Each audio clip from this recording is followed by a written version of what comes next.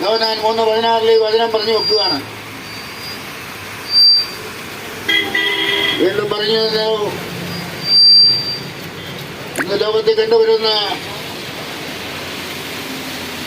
എല്ലാ തിന്മയുടെയും അടിസ്ഥാനം ധനമോഹമാണെന്ന് പറഞ്ഞു വയ്ക്കുന്നു.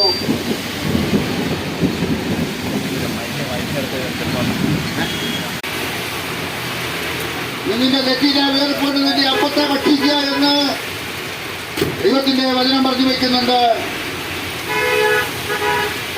അധ്വാനിക്കാത്തവൻ ഭക്ഷണം കഴിക്കാതിരിക്കട്ടെ എന്ന് പറയുന്നുണ്ട്.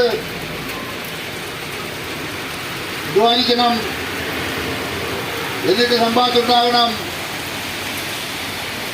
എന്നിട്ട് അവൻ ഭക്ഷണം കഴിക്കട്ടെ. ഇന്ന് എങ്ങനെയെങ്കിലുമൊക്കെ കുറച്ച് പണമുണ്ടായാൽ മതി. ഇന്ന് ലോകത്തിന്റെ കയ്യടി നേടാനായിട്ട് പണത്തിന്റെ പിന്നാലെ പോകുമ്പോൾ ദൈവകൃപ നഷ്ടപ്പെട്ടു പോകുന്നു, ദൈവാനുഗ്രഹം നഷ്ടപ്പെട്ടു പോകുന്നു. പണം നമുക്ക് ഒന്നിനും ഉപകരിക്കുന്നില്ല. താൽക്കാലിക ആവശ്യങ്ങൾക്ക് വേണ്ടി മാത്രം നമ്മൾ പണം ഉപയോഗിക്കുന്നു. പക്ഷെങ്കിൽ പണത്തെ കൊണ്ട് നമ്മുടെ ജീവനെ പിടിച്ചു നിർത്താൻ സാധിക്കുമോ? കുറെ സമ്പത്തുണ്ടെന്നോർത്ത് നമ്മുടെ ജീവിതം അല്ലെ നമ്മുടെ ജീവൻ പിടിച്ചു നിർത്താൻ സാധ്യമല്ല. ദൈവകരങ്ങളിലാണ് നമ്മുടെ ജീവിതവും ജീവനും ദൈവത്തിന്റെ കരങ്ങളിലാണ്. ദൈവത്തെ കൂടാതെ നമുക്ക് ഒന്നും ചെയ്യാൻ സാധ്യമല്ല.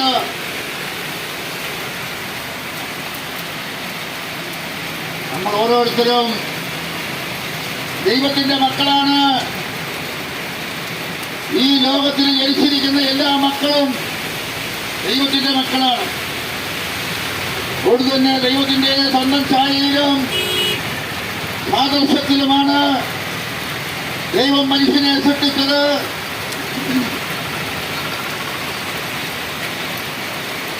മനുഷ്യരാകട്ടെ ദൈവത്തിൽ നിന്ന് അകന്നുപോയി പാപം ചെയ്ത് പർദീസ് നഷ്ടപ്പെടുത്തി കളഞ്ഞു.